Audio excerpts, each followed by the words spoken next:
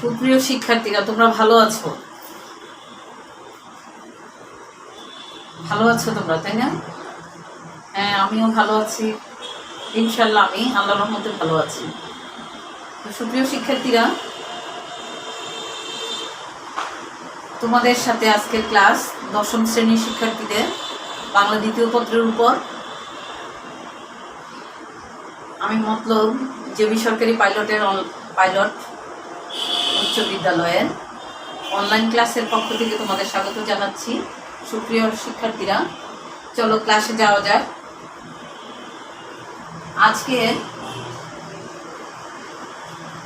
আজকের ক্লাস হচ্ছে বাংলা দ্বিতীয় পত্র এবং দশম শ্রেণীর শিক্ষার্থীদের উদ্দেশ্যে। সুপ্রিয় শিক্ষার্থীরা, বোর্ডে একটু ফলো করো, পয়েন্ট বোর্ডে তাকাও। দেখো, এখানে একটা বাক্য আছে, দুঃসাহসী অভিযাত্রীরা মানুষের চিরন্তন কল্পনার রাজ্য চাঁদের দেশে পৌঁছেছেন এবং মঙ্গল গ্রহেও যাওয়ার জন্য প্রস্তুত হচ্ছেন। সুন্দর একটা বাক্য না? এই বাক্যগুলিতে, এটা একটা বাক্য, এখানে কি কি যোগ হয়েছে? কতগুলো পদ, এক একটা কি পদ, কতগুলো পদের সমন্বয়ে এই বাক্যটি কি হয়েছে? তৈরি হয়েছে, অর্থাৎ বাক্যটি গঠন হয়েছে। এখন তাহলে আমরা কি পেলাম? কতগুলি পদের সমন্বয়। এই যে এক একটা পদ, এগুলো দুঃসাহসী একটা পদ, অভিযাত্রীরা পদ। তাহলে আজকের আলোচ্য বিষয় হচ্ছে কি? পদ, অর্থাৎ পদ প্রকরণ। আমরা আজকের আলোচ্য বিষয় হচ্ছে কি? পদ প্রকরণ। সুপ্রিয় শিক্ষার্থীরা, পদ প্রকরণের আজকে প্রথম অংশ নিয়ে আমরা আলোচনা করব। এখানে শিখন ফলে তোমরা জানবে, শিখন ফলে তোমাদের আজকে যা শেখানো হবে, এই পাঠ শেষে তোমরা পদ কাকে বলে,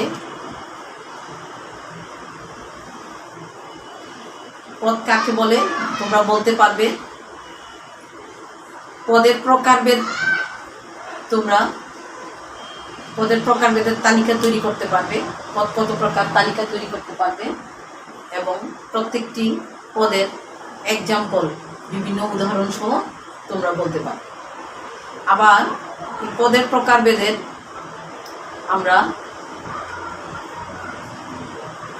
প্রকারভেদ সম্পর্কে আমরা আরো কি যে প্রকারভেদে যাব, সেখানেও কিছু আমরা বিভিন্ন পদের সংজ্ঞা বিশ্লেষণ আমরা করতে পারবো। সুপ্রিয় শিক্ষার্থীরা, আসো আমরা এখানে এই বাক্যটির মাধ্যমে জেনে নিই। দেখো, অভিযাত্রীরা, এই শব্দটি থেকে রা, মানুষের এখানে হচ্ছে এ, কল্পনার এখানে হচ্ছে র, কল্পনা, মঙ্গল গ্রহে এ, এই শব্দগুলি আমরা পেয়েছি। এগুলি হচ্ছে এক একটা বিভক্তি। এগুলি কি?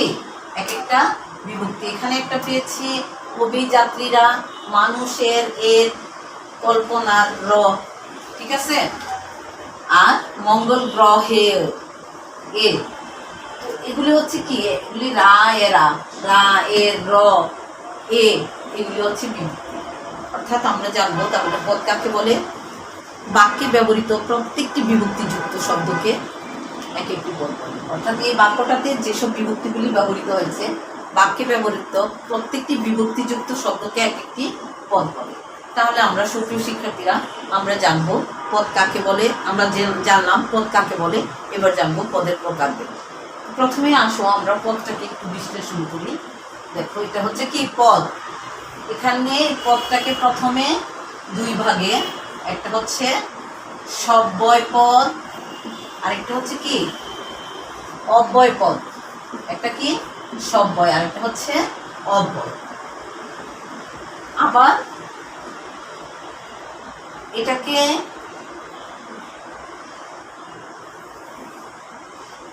এখানে আবার সব্যয় পদটাকে আবার কয়ভাগে, আরো 4 ভাগে ভাগ করা হয়েছে। একটা হচ্ছে বিশেষ্য 2,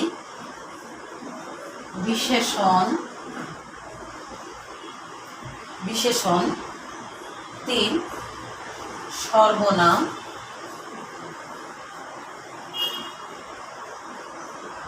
আর হচ্ছে ক্রিয়াপদ। ঠিক আছে, তাহলে এই পদের প্রকারভেদ সম্পর্কে আমরা জানলাম। বিশেষ্য, বিশেষণ, সর্বনাম আর হচ্ছে ক্রিয়া। আর প্রথমে প্রত্যেকের বিভাগে একটা সব্যয়পদ, একটা অব্যয়পদ। সব্যয়পদকে আবার এই 4 ভাগে ভাগ করা হচ্ছে। তো সুপ্রিয় শিক্ষার্থীরা, আমরা জানবো বিশেষণ, বিশেষ্য।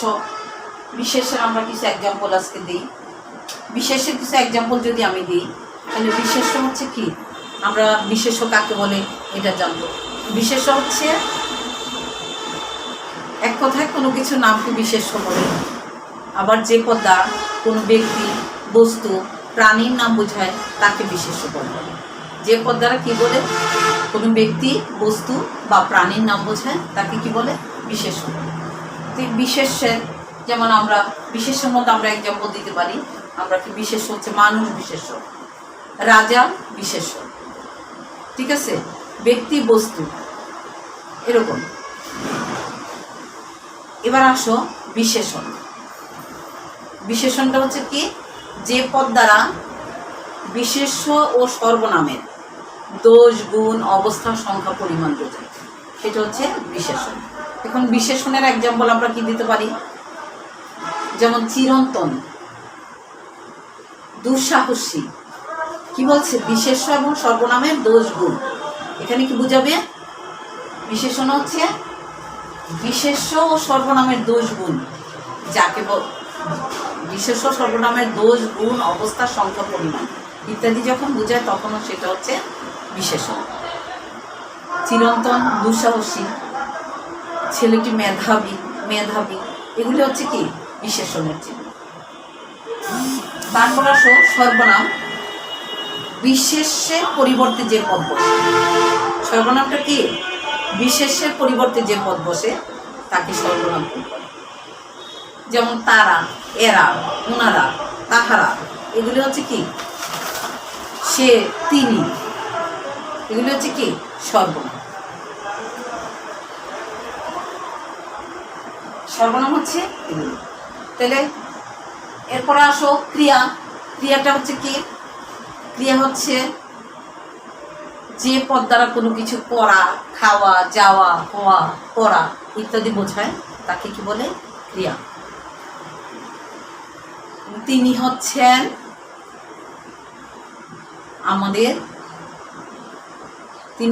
আমাদের শিক্ষা অফিসার। হচ্ছেন, এই হচ্ছেনটা ক্রিয়া।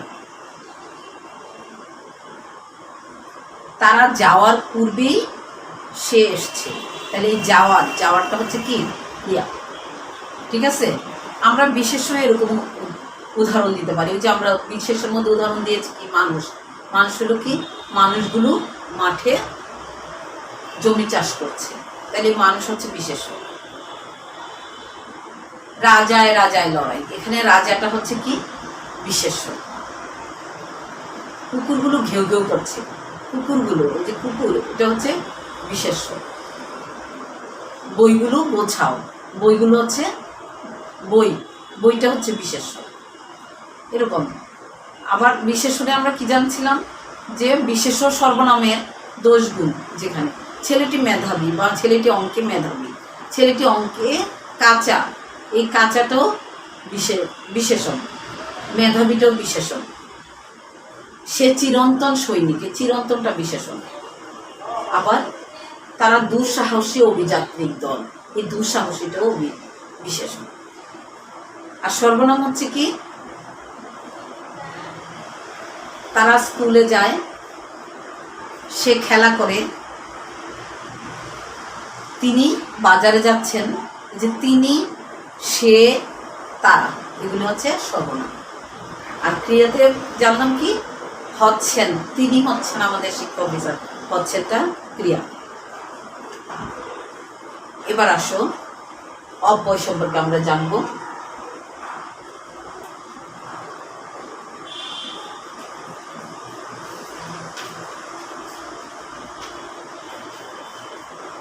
অব্যয় সম্পর্কে আমরা জানবো। তাহলে অব্যয়টা কি, যে পদ সর্বদা অপরিবর্তনীয় থেকে কখনো বাক্যের শোভা বর্ধন করে, কখনো একাধিক পদের বাক্যাংশের সংযোগ বা বিয়োগ সম্বন্ধ ঘটায়, তাকে অব্যয় পদ বলে। ঠিক আছে? অব্যয়টা কি? অব্যয়টা অব্যয় শব্দের সাথে কোনো বিভক্তি যুক্ত হয় না, সেগুলো একবচন ও বহুবচন হয় না, এবং সেগুলো স্ত্রী ও পুরুষবাচকও নির্ণয় করা যায়। অর্থাৎ যার কোনো ব্যয় নেই তাকে কি বলে? অব্যয়। অব্যয়টা হলো কি? যার কোনো ব্যয় নেই তাকে অব্যয়। সুপ্রিয় শিক্ষার্থীরা, আমি আশা করি তোমরা পদ কাকে বলে, পদের প্রকারভেদ সম্পর্কে জানতে পেরেছ। এবার আমরা বিশেষ্য পদ সম্পর্কে একটু, বিশেষ্য পদের কিছু প্রকারভেদ আমরা জানতে পারবো। বিশেষ্য প্রকারভেদে এসে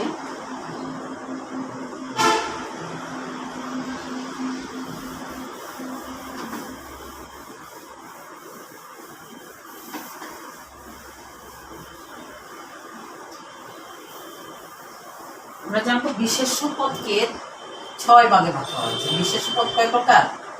বিশেষ্য 6 প্রকার। 1, 2, 3, 4, 5, 6। কত হলো? বিশেষ্য পদ হচ্ছে কয় প্রকার? 6 প্রকার। তাহলে এই 6 প্রকার, 1 নম্বর হচ্ছে সংজ্ঞা বা, 1 হচ্ছে সংজ্ঞা বা নামবাচক। সংজ্ঞা বা নামবাচক। নাম 1 হচ্ছে কি? সংজ্ঞা বা নাম। 2 হচ্ছে জাতিবাচক বিশেষ্য।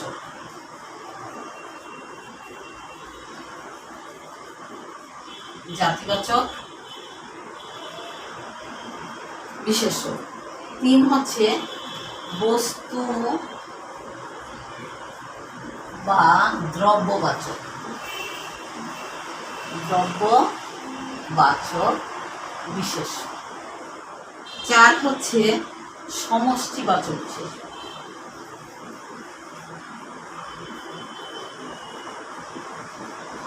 সমষ্টিবাচক। 5 হচ্ছে ভাববাচক। ভাববাচক। আর 6 হচ্ছে গুণবাচক। 6 হচ্ছে কি? গুণবাচক। অর্থাৎ বিশেষ্য পদকে 6 ভাগে ভাগ করা যায়। 1 হচ্ছে সংজ্ঞা বা নামবাচক বিশেষ্য, এটাকে আমরা ইংরেজিতে 1 বলতে পারি proper noun.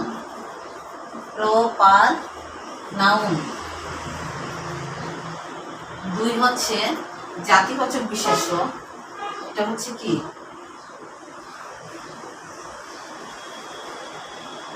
Common noun.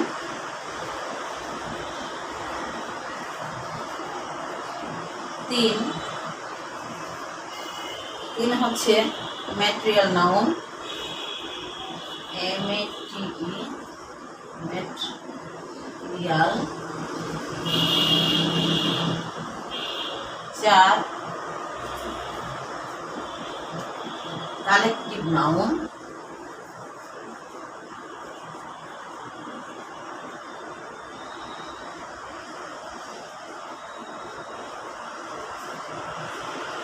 5 verbal noun.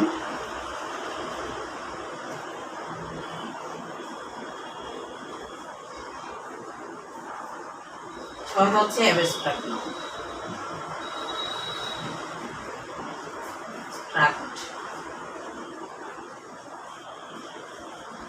Abstract noun. সুপ্রিয় শিক্ষার্থীরা, তাহলে আমরা কি জানলাম? বিশেষ্য পদকে 6 ভাগে ভাগ করেছে। এই 6টা ভাগ আমরা জানলাম। সংজ্ঞা বা নামবাচক বিশেষ্য। এই সংজ্ঞা বা নামবাচক বিশেষ্যকে কি বলা হয়? যে প্রপার নাউন। 2 হচ্ছে জাতিবাচক বিশেষ্য, এটা হচ্ছে কমন নাউন। 3 হচ্ছে ম্যাটেরিয়াল নাউন, যাকে বলা হয় বস্তু বা দ্রব্যবাচক। 4 হচ্ছে সমষ্টিবাচক, যাকে বলে কালেকটিভ নাউন। তারপর 5 হচ্ছে ভাববাচক বিশেষ্য, যাকে বলে ভার্বাল নাউন। আর সবশেষে 6 হচ্ছে অ্যাবস্ট্রাক্ট নাউন, যা হচ্ছে গুণবাচক। তো সুপ্রিয় শিক্ষার্থীরা, আজকে আমি এখানেই শেষ করতে চাই। আশা করি তোমরা ক্লাসটি সম্পর্কে একটা ভালো ধারণা লাভ করবে। আজকের আলোচনার বিষয় ছিল কি? আমাদের পদ কাকে বলে। আমরা জেনেছি পদ অর্থাৎ পদ হলো কি? বাক্যে ব্যবহৃত প্রত্যেকটি বিভক্তিযুক্ত শব্দকে এক একটি পদ বলে। পদের প্রকারভেদ আমরা জেনেছি। প্রথমে পদকে 2 ভাগে ভাগ করেছে। 1 হচ্ছে সব্যয় পদ, 2 হচ্ছে অব্যয় পদ। সুপ্রিয় শিক্ষার্থীরা, আশা করি একটু পুনরালোচনার আর একটু শোনো। সব বইপদকে আবার 4 ভাগে ভাগ করেছে। এক হচ্ছে বিশেষ্য, বিশেষণ, তারপর হচ্ছে কি সর্বনাম, ক্রিয়া। এরপর আমরা জেনেছি প্রত্যেকটা পদের 5 প্রকার পদেরই আমরা এক্সাম্পল জেনেছি, এবং সবশেষে জানলাম যে বিশেষ্য পদকে আবার 6 ভাগে ভাগ করেছে। তার প্রকারভেদগুলি: বিশেষ্য পদকে 6 ভাগে ভাগ করেছে। সংজ্ঞা বা নামবাচক বিশেষ্য, 2 হচ্ছে জাতিবাচক বিশেষ্য, 3 হচ্ছে বস্তু বা দ্রব্যবাচক বিশেষ্য, 4 হচ্ছে কি সমষ্টিবাচক বিশেষ্য, 5 হচ্ছে কি ভাববাচক বিশেষ্য, এবং সবশেষে 6 হচ্ছে গুণবাচক বিশেষ্য। তো সুপ্রিয় শিক্ষার্থীরা, আজকে পদ প্রকরণের প্রথম অংশ দেখানো হলো। আগামী ক্লাসে অর্থাৎ আগামী দিন আমি তার দ্বিতীয় অংশটুকু দেখাবো। সে পর্যন্ত সে ক্লাসটি দেখার আমন্ত্রণ জানিয়ে আজকে এখানেই শেষ করতে চাচ্ছি। সুপ্রিয় শিক্ষার্থীরা, তোমরা 10ম শ্রেণীর শিক্ষার্থী, তোমাদের তোমাদের 10ম শ্রেণীর শিক্ষার্থী, তোমরা তোমাদের ভালোভাবে ক্লাসগুলি আয়ত্ত করা উচিত, কারণ সামনেই তোমাদের পরীক্ষা। কোভিড-19-এর কারণে যেভাবে ক্লাস হ্যাম্পার হচ্ছে, এতে তোমরা সম্পূর্ণভাবে কোনো শিক্ষার্থীদের ক্লাস হয়তো ক্লাসে পাচ্ছ না, কিন্তু টিচাররা অনলাইনে যেভাবে ক্লাস দিচ্ছে, সরকার যেভাবে আমার স্কুল সেখান থেকেও ক্লাস দিচ্ছে, আশা করি তোমরা সেই ক্লাসগুলিও দেখবে। এবং শিক্ষকদের প্রত্যেকের স্কুল পেজে ঢুকে ফেসবুকে বিভিন্ন মাধ্যম থেকে তোমরা ক্লাসগুলি সংগ্রহ করার চেষ্টা করবে এবং আয়ত্ত করার চেষ্টা করবে। সুপ্রিয় শিক্ষার্থীরা, তোমাদেরকে আরও আমি বলছি যে কোভিড-19-এ নিজেদেরকে একটু সচেতন রাখার চেষ্টা করো। বাসা থেকে খুব একটা বের হবে না, তারপরও যদি বের হও তাহলে পরিবারকে ভালো রাখার জন্য, সুস্থ রাখার জন্য, নিজেকে সুস্থ রাখার জন্য বাসা থেকে বের হয়ে আবার বাসায় ফিরবে, মাস্ক পরবে, বাসায় ফিরে ভালোভাবে হাত ধুতে করবে এবং ছোটদের বা অন্যদেরকে এ ব্যাপারে সচেতন করবে। তো সবশেষে আমি তোমাদেরকে পরবর্তী ক্লাস দেখার আমন্ত্রণ জানিয়ে আজকে এখানে শেষ করছি। আল্লাহ হাফেজ।